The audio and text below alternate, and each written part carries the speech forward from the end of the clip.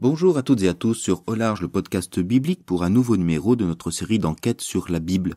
Aujourd'hui, je réponds à une question qui m'a été envoyée et la question est la suivante. De quand date le livre de la Genèse ? Alors je devine ou je fais supposer, mais la supposition m'intéresse, que derrière cette interrogation se pose celle de la date de rédaction du livre qui parle des origines. On pourrait penser qu'on aurait affaire au plus ancien, mais est-ce bien le cas ? Voyons cela après le générique.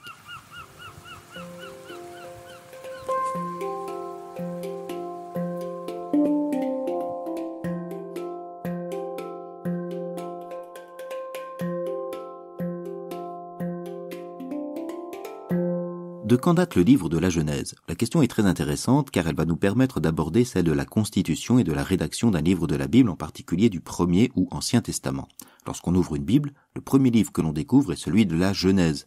Il inaugure la Bible et on y trouve les récits de la création, ceux concernant Adam et Ève, Caïn et Abel, Noé, Abraham et les autres patriarches comme Isaac, Jacob, Joseph. Bref, tout ce qui concerne l'histoire biblique d'Israël avant Moïse et la sortie d'Égypte et le don de la loi.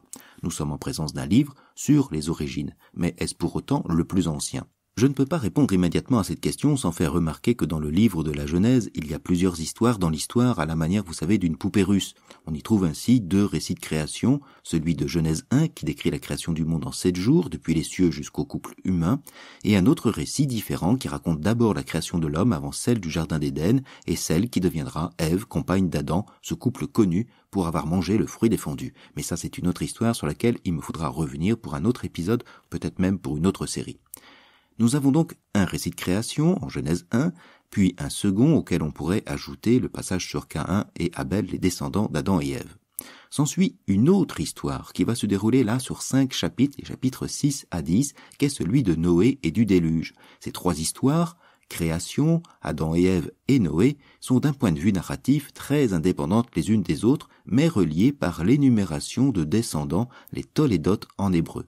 Ces longues listes de filiation que l'on trouve à différents chapitres et qui ponctuent les histoires. Et voici les descendants de Adam. Adam engendra Sem qui engendra, etc. jusqu'à Noé, et idem pour Noé qui engendra Sem, Cham et Japhet, etc. jusqu'à Abraham. Pour reprendre l'image d'une série télé, ces tolédotes servent de générique. Ils ponctuent les histoires. Nous avons là, ici, 3 saisons de ce qui pourrait être une même série télé. Ils constituent la première partie du livre de la Genèse, d'aspect plus mythique, et ils reprennent, mais s'en distinguent surtout, des récits mythiques de création de l'Orient ancien. Et donc, après le récit de la tour de Babel, en Genèse 11, commence une autre histoire, une saga familiale qui commence avec Abraham et qui se terminera avec Joseph, l'un des fils de Jacob Israël. Mais chacune de ces histoires est aussi dépendante d'une rédaction particulière. Par exemple, il y a encore débat pour savoir lequel des récits de création entre Genèse 1 et Genèse 2 est plus ancien.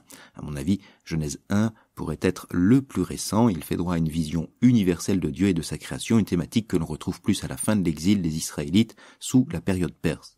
Le second récit situe quant à lui le jardin d'Éden au sein du croissant fertile, allant de la Mésopotamie à l'Égypte, et met en scène l'expulsion du jardin comme à la manière d'un exil des Israélites. Il présuppose donc l'événement de 580-590, la chute de Jérusalem et l'exil, la déportation à Babylone. Il pourrait donc précéder d'une 50aine d'années le récit de Genèse 1. Donc, tout cela pour vous dire que les récits n'ont pas été écrits de la même main, mais à différentes époques. Mais même ces récits sont dépendants de traditions écrites ou orales qui les ont précédés. On n'a pas eu un écrivain biblique qui s'est dit « Tiens, je vais écrire un récit nouveau sur la création, je vais inventer un nouveau personnage ». Ce que nous avons sous les yeux sont des récits rédigés à partir de traditions précédentes qui ont été collectées, unifiées et au final rassemblées dans un même livre ou un rouleau. Le livre de la Genèse est particulier car il possède plusieurs histoires qui puisent eux-mêmes dans plusieurs traditions.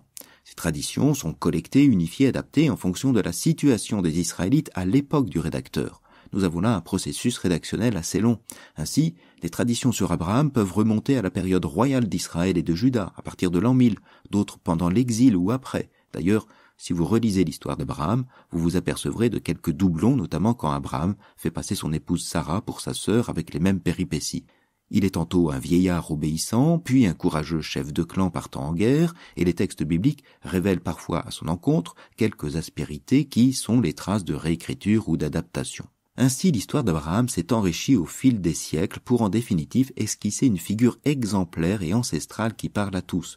Judéens d'origine, anciens déportés, juifs en diaspora, et cette figure est surtout l'occasion de dire la foi d'Israël en son Dieu unique.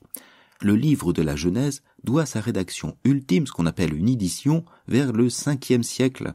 Les histoires, les récits étaient connus par les uns ou les autres depuis plus ou moins longtemps, mais elles sont maintenant rassemblées pour raconter une histoire qui parle de la vocation d'Israël et de l'humanité. Le livre de la Genèse n'est pas le plus ancien. Certains livres de prophètes comme Amos ou Osée remontent au 9e siècle, 4 siècles plus tôt, même si ces livres, à certains endroits, ont fait l'objet de révisions. D'ailleurs, aucun prophète n'a écrit de livre de A à Z, au moins pas les plus grands. Ces derniers ont été rédigés et édités par leurs disciples qui avaient conservé par écrit ou de mémoire les billets, les paroles et les actes des prophètes, les ont collectés, rassemblés et unifiés. Le livre de la Genèse n'est pas le plus ancien en tant que tel, mais il peut posséder des passages parmi les plus anciens.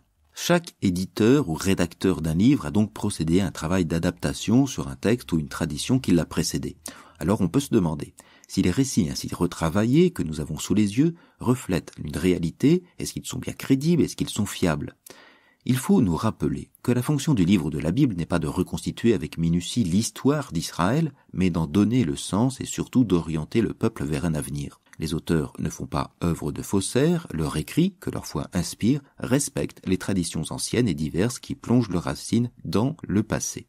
Le livre de la Genèse souligne cette figure d'un Dieu créateur qui veut le bien de sa création, qui l'accompagne malgré ses actes condamnables. L'histoire sert de décor aux personnages et surtout à l'action de Dieu.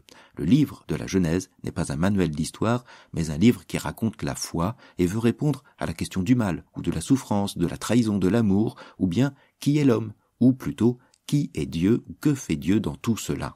La démarche du livre de la Genèse souhaite répondre aux questions d'aujourd'hui et non pas aux questions d'hier. Le livre de la Genèse, c'est vrai, peut ressembler à un patchwork d'histoires et d'anecdotes, mais il forme bien une pièce unique, ordonnée. Depuis la sortie d'Éden et le meurtre d'Abel, nous allons, en rencontrant d'autres personnages, vers l'alliance, la promesse d'une terre avec Abraham et surtout la réconciliation des frères de Joseph. C'est un livre qui montre la bonté de Dieu en tout temps, en tout lieu, et l'espérance qu'il montre en tout homme. Vieillard sans avenir comme Abraham, femme stérile telle Sarah ou Rebecca ou Rachel, frère traître tel Jacob, frère abandonné comme Joseph, femme méprisée comme Tamar, mais tous et toutes bénéficiant de la bonté de Dieu qui leur pourvoit une terre, un peuple et des bénédictions. De quand date le livre de la Genèse ? Il date d'aujourd'hui, dès qu'on ose l'ouvrir et découvrir ses pages. Et pour notre prochaine série, qui commencera la semaine prochaine, nous irons à la découverte, entre autres, de certains de ces passages. Et oui, je laisse la série d'enquête sans l'abandonner puisque j'y reviendrai à l'occasion, mais de manière plus ponctuelle. Quant à cette nouvelle série, je l'ai déjà un peu évoquée, elle nous conduira jusqu'à Noël avec les récits de naissance. Je ne vous en dis pas plus et je vous souhaite une agréable semaine. À bientôt sur aularge.eu, le blog et le podcast.